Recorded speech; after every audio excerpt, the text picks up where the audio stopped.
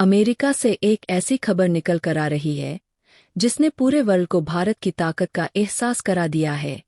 भारत की पॉलिटिक्स अब अमेरिका जैसे देशों को अपने डिसीजन बदलने पर मजबूर कर रही है। वहीं अमेरिका के हर फैसले के खिलाफ खड़े रहने वाले रूस के प्रेसिडेंट व्लादिमीर पुतिन ने भी अमेरिका के इस फैसले का स्वागत किया है। अगर रूस को इस खबर से खुशी मिलती है तो यकीन मानिए यह खबर भारत के लिए गेम चेंजर साबित होने वाली है। पूरा यूरोप अमेरिका के प्रतिबंधों से डरकर रूस से व्यापार करना बंद कर चुका था, लेकिन भारत ने रूस से ओनियल खरीद कर दुनिया को बता दिया था कि वह अमेरिका के सैंक्शन से डरने वाला नहीं है। इसलिए अब अमेरिका की संसद में एक बिल पेश किया गया है जिसमें यह कहा गया है कि अगर भारत और रशिया किसी भी प्रकार की डील करते हैं तो अमेरिका उस पर किसी भी प्रकार के सैंक्शन नहीं लगाए। अब यूरोपियन कंट्रीज सोच रही है कि यह छूट अमेरिका उनको भी देगा। दोस्तों, लेकिन यह बिल सिर्फ भारत के लिए लाया गया है। अब आप समझ गए होंगे कि भारत उन चुनिंदा देशों में से है जो अपने रूल खुद सेट करते हैं। अमेरिकी सीनेटर में मांग उठ रही है कि भारत को नाटो देशों के जैसे ही अटेंशन मिलनी चाहिए। क्या है पूरी जानकारी बताते हैं, लेकिन आगे बढ़ने से पहले भारत के लिए वीडियो को लाइक जरूर करें। दरअसल ट्रंप के करीबी मार्को रूबियो ने अमेरिकी संसद में जो बिल पेश किया है उसमें कहा गया है कि अगर भारत रूस से कोई हथियार या कोई भी इक्विपमेंट खरीदता है तो हम ना तो भारत को धमकी देंगे और ना ही भारत पर कोई सैंक्शन लगाएंगे। तो ऑब्वियसली रशिया के लिए तो यह किसी जैकपॉट से कम नहीं है। अगर अमेरिका के अगले राष्ट्रपति डोनाल्ड ट्रंप बनते हैं तो अमेरिका भारत को F-5 या उससे भी ज्यादा एडवांस लड़ाकू विमान और एडवांस हथियार बेचने और उनकी टेक्नोलॉजी शेयर करने को तैयार हो जाएगा। और अब कुछ ही दिनों पहले जैसे ही जो बाइडेन प्रेसिडेंट चुनाव से पीछे हट गए हैं तो यह बात तय है कि आने वाले राष्ट्रपति चुनाव में डोनाल्ड ट्रंप चुनाव जीतकर फिर से अमेरिका के प्रेसिडेंट बनेंगे। और यह कंफर्म होता देख अब डोनाल्ड ट्रंप और उनके करीबी सहयोगियों ने अमेरिकी सत्ता में अपनी पॉलिसी लागू करनी स्टार्ट कर दी है। डोनाल्ड ट्रंप के सहयोगी नेता मार्को रूबियो ने अमेरिकी संसद में एक बहुत ही गेम चेंजर बिल पेश किया है और इस बिल को नाम दिया गया India US defence bill.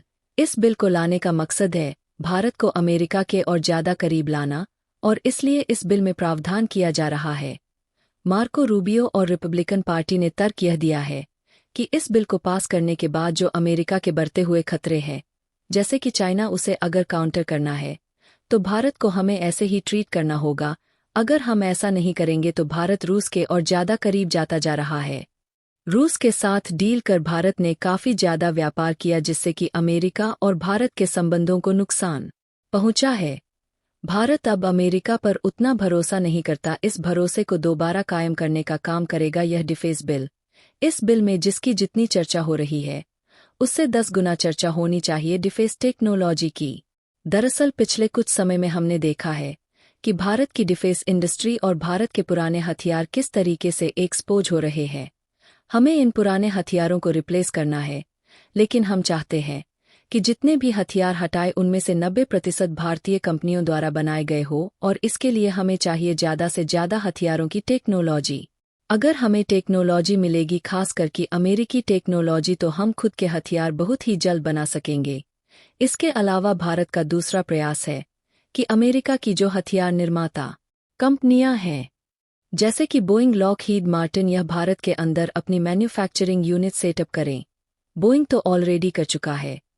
Bharat के रिलेशन रूस के साथ और भी स्ट्रांग हो कि भारत उनसे कुछ भी खरीदे तो भारत पर कोई आंख ना उठा सके। अमेरिका का जो एक बहुत ही कड़ा सैंक्शन सिस्टम है उससे छूट मिलना अपने आप में एक बहुत बड़ी बात है। दोस्तों, अगर डोनाल्ड ट्रंप राष्ट्रपति बनते हैं, जिनके चांस बहुत ज्यादा हाई है, तो ऐसे समय में भारत को इन दोनों में से यानी कि F-22 रफर या F-35 में से कोई एक मिल सकता है, वह भी बहुत ही कम दामों पर, क्योंकि आप जानते ही हैं कि डोनाल्ड ट्रंप की चीन से दुश्मनी कितने घोर लेवल की है। उन्होंने ही असल में अमेरिकियों को यह बताया था कि आपका नंबर 1 दुश्मन रूस नहीं अब चीन है। दोस्तों, आज के लिए बस इतना ही। जल्द ही मिलते हैं एक और बेहतरीन वीडियो के साथ। तब तक के लिए वीडियो को लाइक, शेयर और चैनल को सब्सक्राइब जरूर कर ले। धन्यवाद।